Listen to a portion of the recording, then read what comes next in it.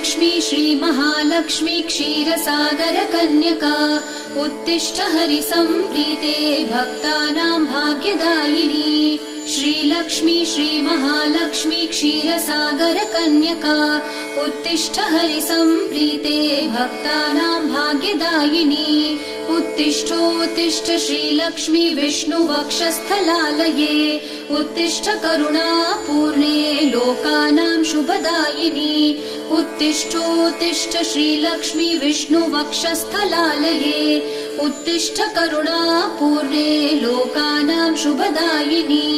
श्रीपद्ममध्यवसिते वरपद्मनेत्रे श्रीपद्महस्तचिरपूजित पद्मपादे श्रीपद्मजातजननी शुभपद्मवक्त्रे श्रीलक्ष्मी भक्तवरदे तव सुप्रभातम्।